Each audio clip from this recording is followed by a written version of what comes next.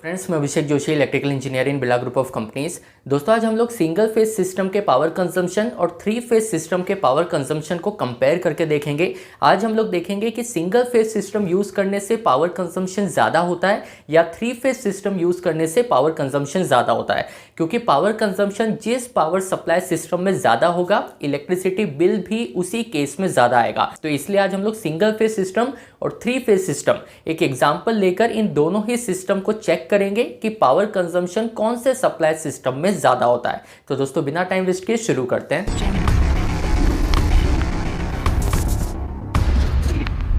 दोस्तों, सबसे पहले आपको ये पता होना चाहिए कि जब भी हम लोग पावर कंजम्पशन के बारे में बात करते हैं, जब भी कोई इलेक्ट्रिसिटी बिल के बारे में बात करता है, तो उसका सिंपल सा मतलब ये होता है कि हम kWh के बारे में बात कर रहे हैं। क्योंकि जो इलेक्ट्रिसिटी का बिल आता है या जो पावर कंजम्पशन होता है, ये यूनिट्स के फॉर्म में होता है कि मंथली बेसिस पर कितना पावर आपने कंज्यूम किया है। इसको इस तरीके से भी बोल सकते हैं कि मंथली बेसिस पर कितना यूनिट आपने पावर को कंज्यूम किया है। तो पावर कंजम्पशन का मतलब ही यूनिट होता है और यूनिट को ही हम लोग kWh बोलते हैं।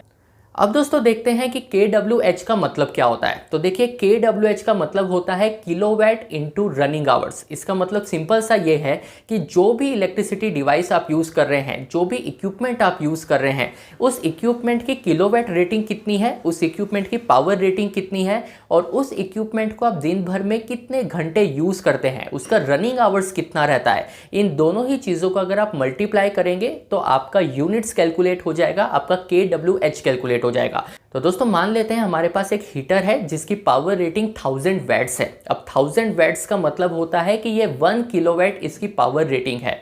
अब kWh का मतलब होता है किलोवाट इनटू आवर्स, और हमारा जो हीटर है उसकी पावर रेटिंग 1000 वैट्स है। तो किलोवाट हो गया हमारा 1, क्योंकि 1000 watts is equals to 1 kilowatt होता है। और अगर इस हीटर को मैं एक दिन में 1 घंटे के लिए चलाता हूँ तो किलोवाट हो गया 1, रनिंग आवर्स भी हो गया 1, क्योंकि मैं 1 घंटे के लिए इस हीटर को चला रहा हूं। तो 1 घंटे में मेरा ये हीटर 1 kWh पावर कंज्यूम करेगा, यानी कि 1 घंटे में ये 1000 वैट्स का हीटर 1 यूनिट पावर को कंज्यूम करने वाला है। अब दोस्तों, ये जो kWh सिस्टम के बारे में हमने बात की, इसमें आपने एक चीज़ नोटिस किया होगा कि यहाँ पर आपका इक्विपमेंट सिंगल फेज सिस्टम से रन हो रहा है या थ्री फेज सिस्टम से रन हो रहा है, इसका तो कहीं पॉइंट ही नहीं आया। आपको सिंपल किलोवाट को रनिंग आवर से मल्टीप्लाई करना है। अब आपका जो ये 1 किलोवाट का हीटर है, जो 1000 वैट पावर रेटिंग का हीटर है, इसको हम सिंगल फेज सिस्टम से रन कर रहे हैं या थ्री फेज सिस्टम से रन कर रहे हैं, इस पर कुछ भी फर्क नहीं पड़ रहा है। तो दोस्तों, इससे कंक्लूजन तो ये निकलता है कि आपका पावर कंजम्पशन कितना होगा ये इस पर डिपेंड ही नहीं करता कि आपका सिस्टम सिंगल फेज पर रन हो रहा है या थ्री फेज पर रन हो रहा है। पर यहाँ पर एक आर्ग्यूमेंट ये आता है कि अगर हम लोग सिंगल फेज सिस्टम से किसी इक्विपमेंट को रन करते हैं तो वोल्टेज 230 वोल्ट होता है। वहीं अगर उसी इक्विपमेंट को, इसी 1000 वैट के हीटर को मैं थ्री फेज सिस्टम पर रन करूँ, अगर ये 1000 वैट का हीटर मेरे थ्री फेज सिस्टम से रन होता है तो फिर मेरे वोल्टेज की रेटिंग 415 वोल्ट हो जाएगी। क्योंकि पावर का तो मतलब होता है वोल्टेज इनटू करंट। जो पावर रेटिंग है, जो 1000 वैट हमारी पावर रेटिंग है, ये पावर रेटिंग ही आपकी वोल्टेज और करंट को मिलाकर बनी है। और वोल्टेज सिंगल फेज सिस्टम में अलग होता है, थ्री फेज सिस्टम में अलग होता है। तो फिर ये कैसे पॉसिबल है कि इस 1000 वैट के हीटर को आप सिंगल फेज से चलाएं या थ्री फेज से चलाएं, पावर कंजम्पशन सेम कैसे आ सकता है? क्योंकि वोल्टेज रेटिंग दोनों की अलग अलग है। तो कैलकुलेट करके इस डाउट को भी आज हम लोग क्लियर कर देते हैं। दोस्तों, जब हम लोग सिंगल फेज सिस्टम की बात करते हैं तो पावर का फॉर्मूला हो जाता है VI cos phi। मान लीजिए हमारे पास एक हीटर है जिसकी रेटिंग 1000 वैट है। इस हीटर को अगर मैं सिंगल फेज सिस्टम पे रन करता हूं तो पावर की रेटिंग मेरी 1000 हो जाएगी, क्योंकि हमारा जो हीटर है ये 1000 वैट का है।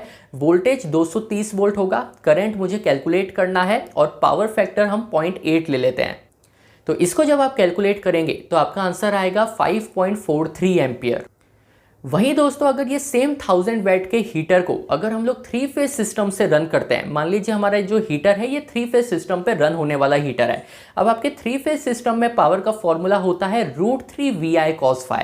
अब यहाँ पावर के जगह तो हम लोग 1000 ही लिखेंगे, क्योंकि हमारा हीटर की जो पावर रेटिंग है ये 1000 वैट्स है। आपको किलोवाट को वैट में कन्वर्ट करना है। इस चीज़ को भी आप ध्यान में रखिएगा कि जब भी आप पावर का फॉर्मूला कहीं यूज़ करते हैं और अगर आपके मोटर की रेटिंग हो गई या जो भी इक्विपमेंट आप यूज़ कर रहे हैं उसकी रेटिंग अगर किलोवाट में है तो पहले उसे वैट में कन्वर्ट करिए, उसके बाद इसे फॉर्मूले में आप पुटअप करेंगे। तो इस फॉर्मूले के हिसाब से वोल्टेज 415 वोल्ट हो जाएगा, पावर फैक्टर हम लोग 0.8 ही रखेंगे, करंट तो हमें कैलकुलेट करना है। तो इसको जब आप कैलकुलेट करेंगे तो आपका आंसर आएगा 1.73 एम्पियर। तो यहाँ दोस्तों सबसे पहले तो आपको ये चीज़ ऑब्जर्व करनी चाहिए कि सिंगल फेज सिस्टम में जब वोल्टेज कम था, जब वोल्टेज 230 वोल्ट था, तो करंट का मैग्नीट्यूड मेरा ज़्यादा आया था, 5.43 एम्पियर आया था। थ्री फेज सिस्टम में जब हमने वोल्टेज को बढ़ा दिया, 230 वोल्ट से 415 कर दिया, तो करंट का मैग्नीट्यूड हमारा अपने आप कम हो गया, 5.43 एम्पियर से 1.73 एम्पियर हो गया।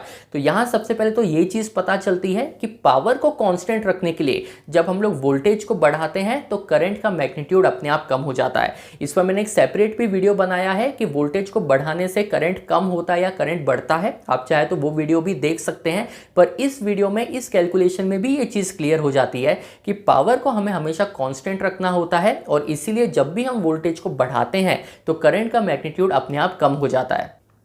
अब दोस्तों इस कैलकुलेशन के बाद आप ये देखिए कि सिंगल फेज सिस्टम से जब हमने इसको कैलकुलेट किया था, हमारा जब करंट का मैग्नीट्यूड 5.43 एम्पियर आया था, तो इसी फॉर्मूले में आई के जगह 5.43 आप पुटअप कर दीजिए, आपके पावर की रेटिंग 1000 वैट आ जाएगी। वहीं हमने जब थ्री फेज सिस्टम में इसे कैलकुलेट किया तो हमारे करंट का मैग्नीट्यूड 1.73 एम्पियर आया था। थ्री फेज सिस्टम के फॉर्मूले में आप करंट के जगह 1.73 पुटअप कर दीजिए, आपकी पावर की रेटिंग 1000 वैट ही आएगी। तो यहाँ पर यह पता चलता है कि चाहे आप सिंगल फेज सिस्टम को यूज़ करिए, चाहे आप थ्री फेज सिस्टम को यूज़ करिए, दोनों ही फॉर्मूले में आपके पावर की जो रेटिंग है ये 1000 वैट ही आती है। क्योंकि जब वोल्टेज हम बढ़ाते हैं तो करंट उसके हिसाब से अपने आप कम हो जाता है कि आपकी जो पावर की रेटिंग जो 1000 वैट है वो हमेशा कांस्टेंट रहेगा। तो इसलिए पावर कंजम्पशन सिंगल फेज और थ्री फेज पर डिपेंड नहीं करता। पावर कंजम्पशन इस चीज़ पर डिपेंड करता है कि जो भी इक्विपमेंट आप यूज़ कर रहे हैं उसकी पावर रेटिंग कितनी है और उसका रनिंग आवर कितना है।